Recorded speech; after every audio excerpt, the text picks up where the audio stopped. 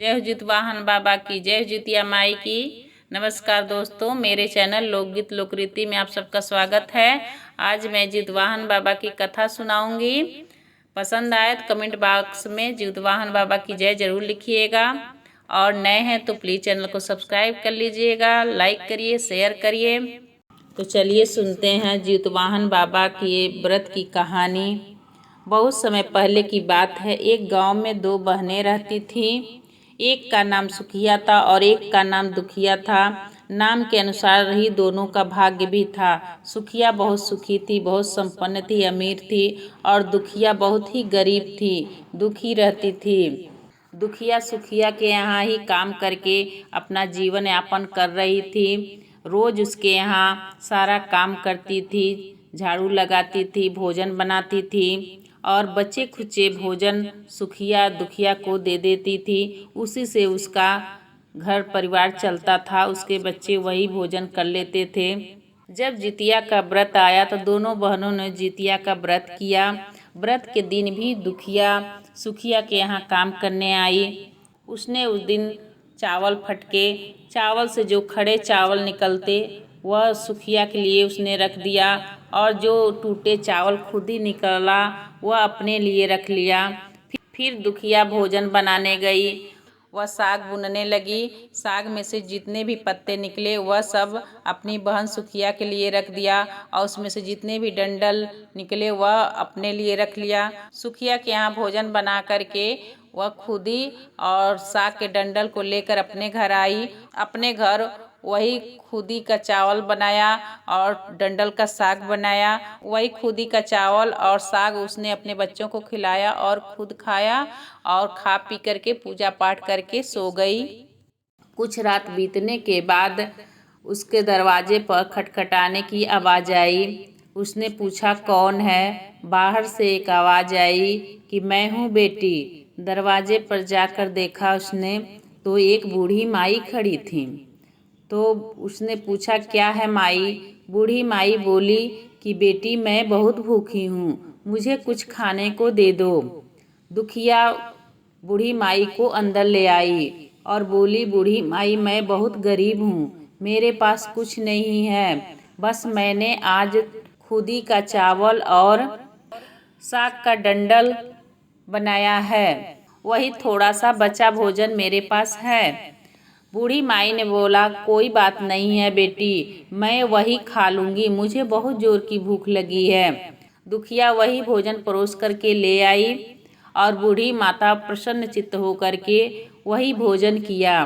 फिर बूढ़ी माई बोली कि बेटी रात अधिक हो गई है, मैं घर नहीं जा पाऊंगी, इतनी रात में मुझे दिखाई नहीं देता है। दुखिया बोली कोई बात नहीं माई, आप मेरे यहाँ ही सो जाओ, मेरे पास सो जाओ। फिर दुखिया और माई सो गईं।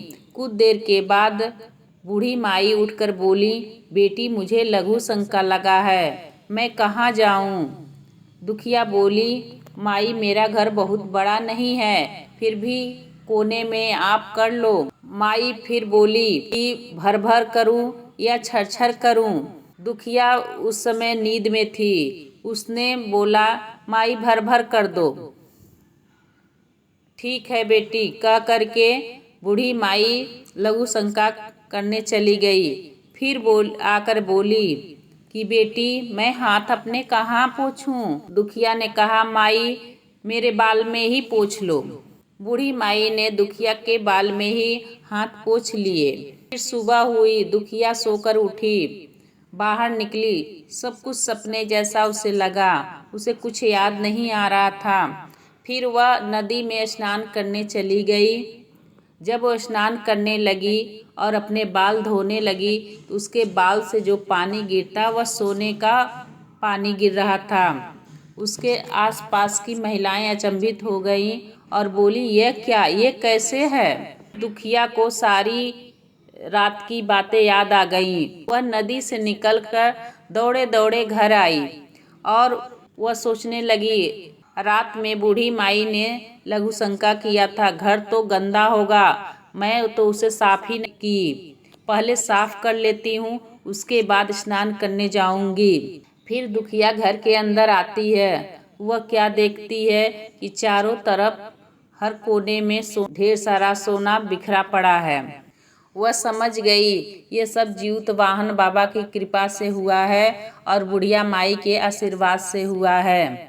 वह जीतवाहन बाबा को प्रणाम करती है और बुढ़िया माई को भी प्रणाम करती है।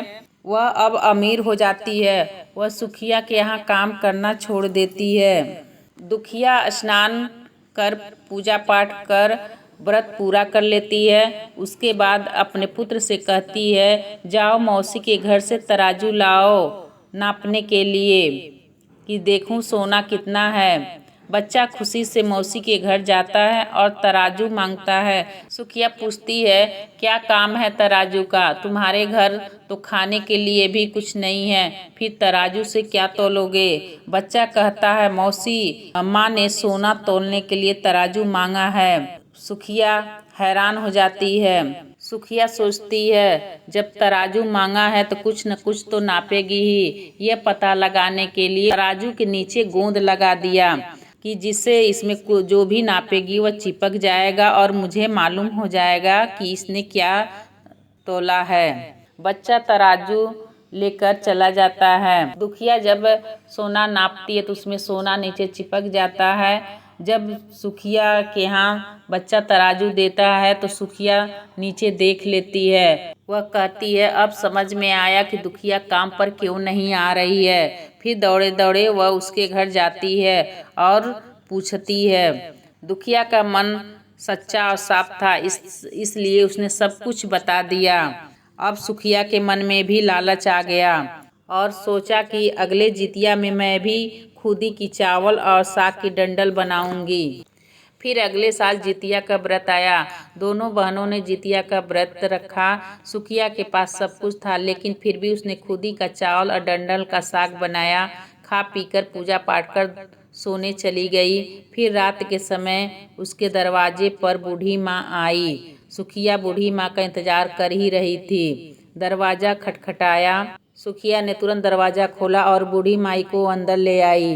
बूढ़ी माई बोली, मुझे बहुत जोर की भूख लगी है, मुझे कुछ खिलाओ। सुखिया बोली, मैं खुदी का चावल और डंडल का साग बनाई हूँ। बूढ़ी माई कहती है, कोई बात नहीं, मैं खा लूँगी। सुखिया खाना परोस कर लाती है। बूढ़ी माई खाना खा लेती हैं और बोलती हैं कि बेटी, मैं रात को घर नहीं जा सकती, मुझे इतनी रात को दिखाई नहीं देता। सुखिया कहती है, कोई बात नहीं माई, सो जाओ। थोड़ी देर बाद फिर माई बोलती है, मुझे लघु शंका लगी है, मैं कहाँ जाऊँ? सुखिया कहती है, वहीं कोने में कर लीजिए। बूढ़ी माई पूछती हैं कि भर भर के करूँ या छर छर के करूँ? इस समय सुखिया को कुछ याद नहीं रहता है। वह झट बोल देती है कि छर छर कर लीजिए। फिर बूढ़ी माई कहती है, मैं अपने हाथ कहाँ साफ करूं? सुखिया कहती है, मेरे सर में कर लीजिए। बूढ़ी माँ उसके सर में हाथ साफ कर लेती हैं। सुखिया जब सुबह उठती है तो उसका पूरा घर गंदगी से भरा पड़ा रहता है।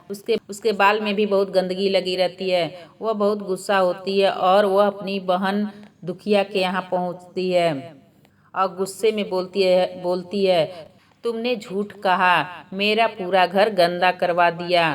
तो दुखिया कहती है, बहन तुमने क्या कहा था? भर भर कहा या छर छर कहा? सुखिया ने कहा, छर छर कहा। दुखिया ने कहा, यही तुमने गलती किया।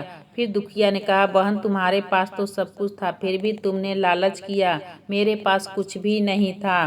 तुम्हारे पास सब कुछ रहते हुए तुमने खुदी का चावल और साग बनाया। जीतवाहन बाबा भेष बदलकर तुम्हारे यहाँ आए, फिर भी तुमने अच्छा भोजन नहीं कराया और उनको खुदी का चावल और साग परोसा। तुमने लालच किया, इसलिए तुम्हारे साथ ऐसा हुआ। अब सुखिया को पछतावा हुआ और भगवान से उसने क्षमा मांगी, जीतवाहन बाबा से क्षमा मांगी। बोलिए जीतवाहन बाबा की जय, जीतवाहन माई की जय, दुर्गा माँ की जय।